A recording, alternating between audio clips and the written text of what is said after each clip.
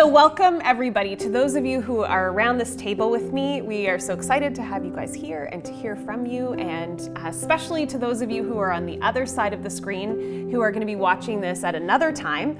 It's really great to have you with us too. So as weird as it might sound, I actually want to invite you to participate with us. So not just listen in, but question with us and think through your own ideas and experiences as they relate to our conversation here.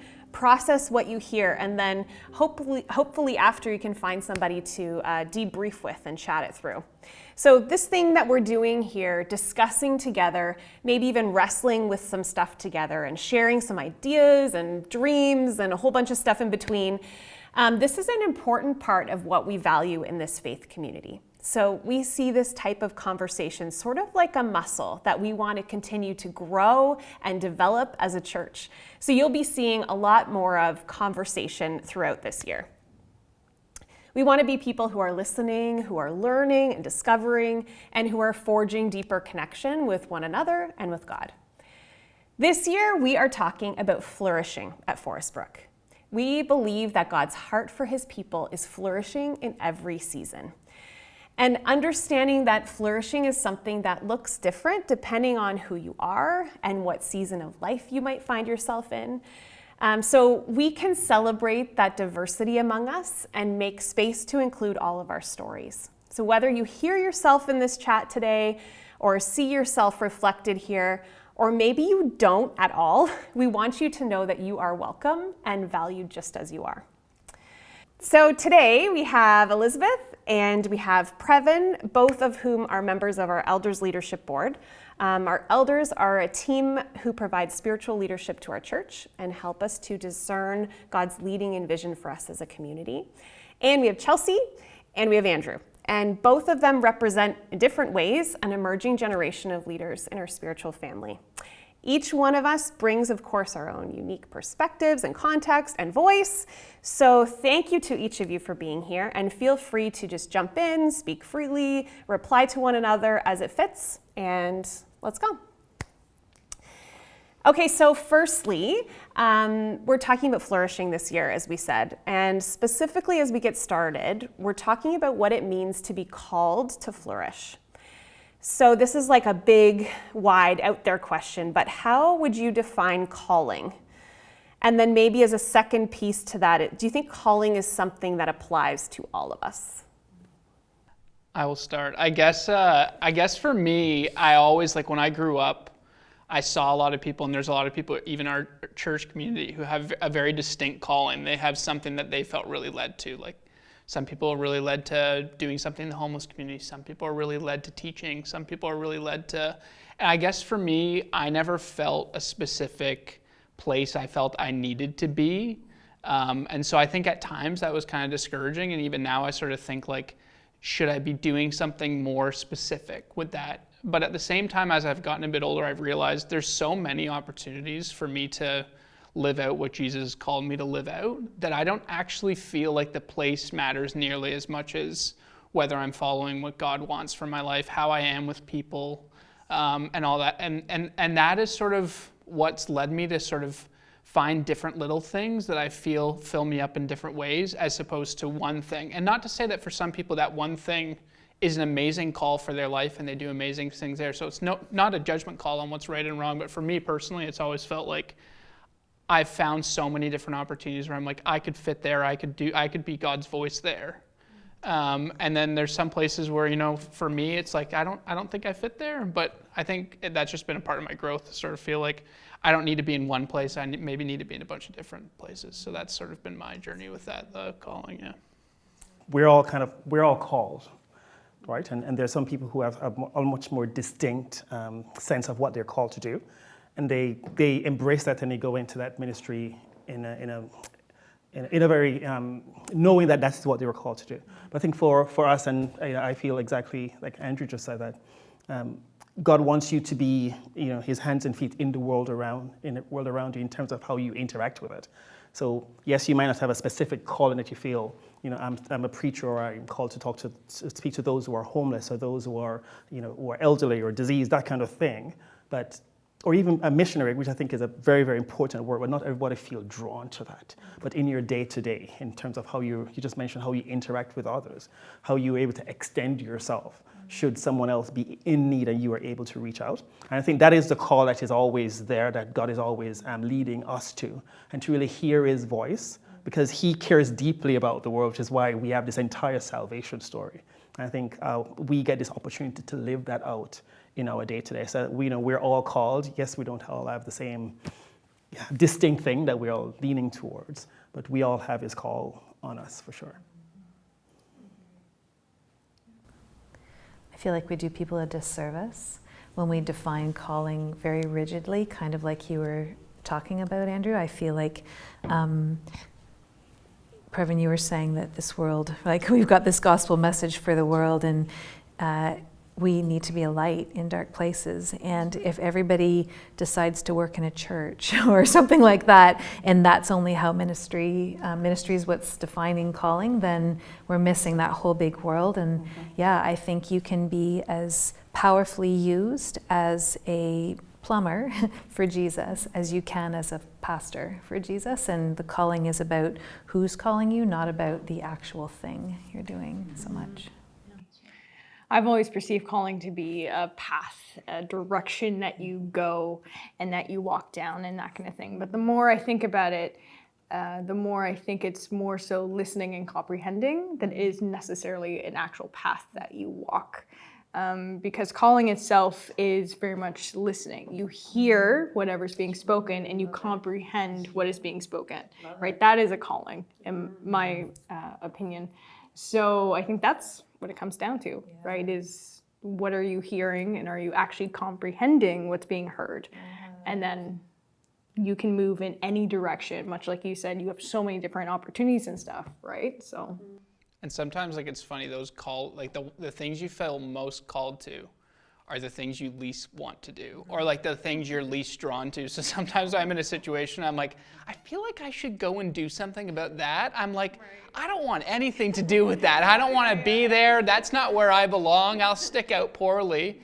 And when that happens, I really feel like, okay, now I'm being called. Now I'm really being asked, because it's not saying go where you feel good. It's saying go where I need you, right? And so like, I think that's sometimes the most where I can sort of say like, no, that I'm really getting pulled in that direction, and I don't want to be pulled in that direction. And sometimes that's sort of the most powerful time for me, where I'm like, maybe I should go there. Yeah. That's kind of a perfect segue to the idea of responding to a call. So how, exactly like you said, Chelsea, if God's doing the calling and we're doing the answering or the listening, how do we make space or take steps to respond to the call?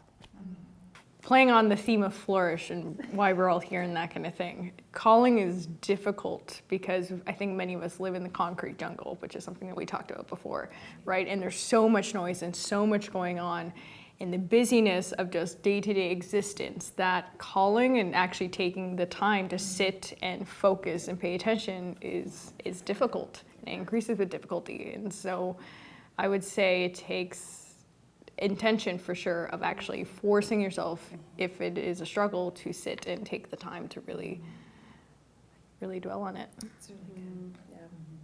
Yeah, the invitation, if we look at what happens throughout scriptures, like it's be still and know that I am God. It's Jesus going into the hull of the boat or to the garden alone to pray and listen. Like there's a lot of stories that we can see all the way throughout where the way people connect with God and understand what he's wanting for them is by going and spending that time with him. And it's usually quiet and alone and not what you were saying, the busy, the bustle or whatever. So yeah, it is about that intentionality and carving out whatever that looks like. Like for me to be still might be different than what Previn does to be still, which is different than what you do to be still. I don't think we should declare there's only one kind of being still either, but it's about what we know about ourselves and how that creates that space to have connection with him.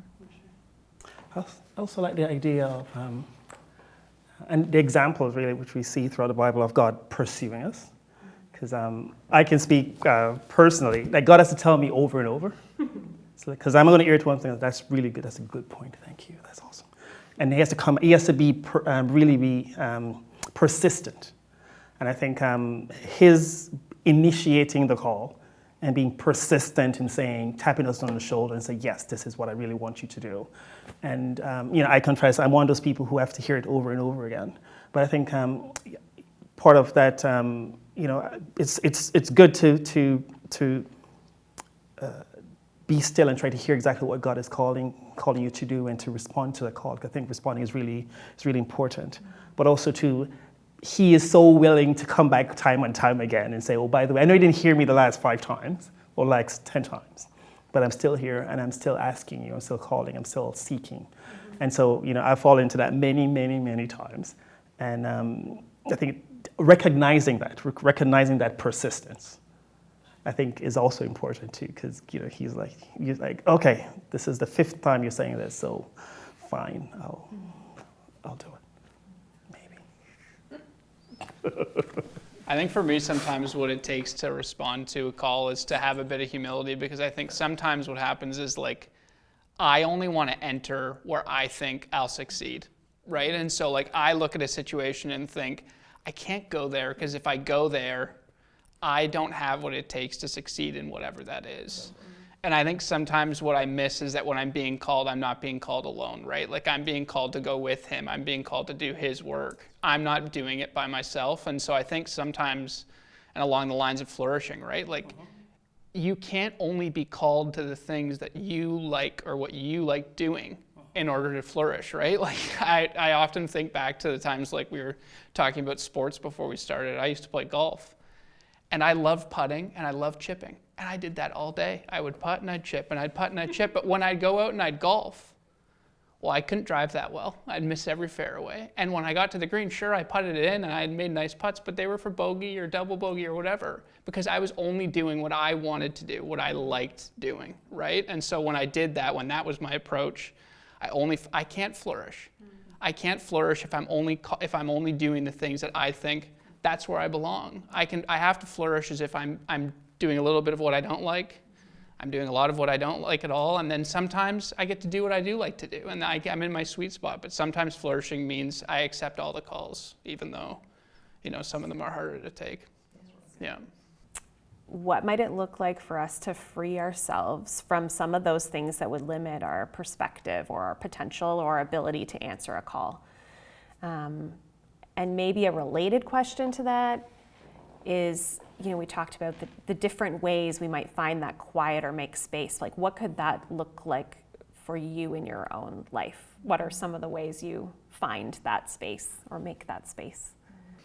So I'll piggyback on I think you just really linked the two together, in that it does take a lot of trust. And I think in many respects, the call, answering the call, is a walk of faith. And I think about encouraging people who feel like they have been called, but they don't see the resources, or they've been called, they don't think they have the skills, and saying to them, if God has called you to it, He will furnish you with what you need to be successful. And so it's a leap of faith, and it's actually faith in action.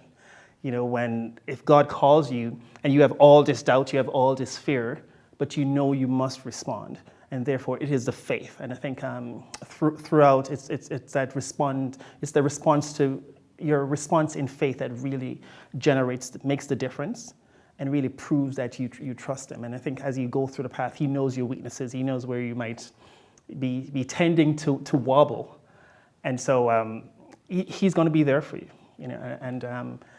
And so just being able to understand that, yes, you're getting this call, you don't have all the resources, you don't have all that you need, you feel you need, but if He's calling you, He's going to make a way, and being able to walk in that faith, to step out in that faith.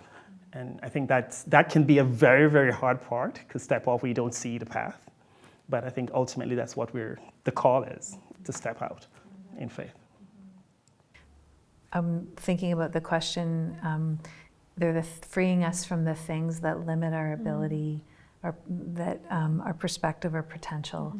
And I was thinking about what are the things that limit me? And it's usually me that limits me, right? It's normally me that decides that God didn't mean what he said, so I'm not going to pay attention that time because he couldn't have been saying that or asking me of that, or it's my own like focus on what I perceive to be my insecurities or my ineptness or my lack of competency in a particular area. So what does it mean to free myself of me? That's a big existential question. But I do think it ties to what Previn was saying, that it actually means picking to have faith and to trust, right? Like if you think about Hebrews 11, it was by faith Moses did what he did, by faith Noah did it, it actually goes back to that faith piece, right? So yeah, I have to free myself of me, and the only way I can do that is I stop focusing on me and focus on him instead. Yeah, that's good. That's great.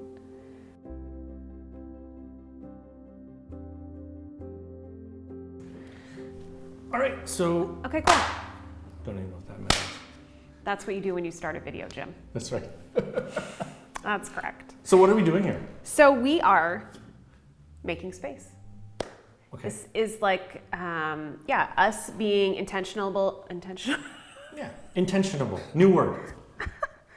Us being intentional about, kind of processing what we're learning and what we're hearing and what things are resonating for us. We've had a great conversation.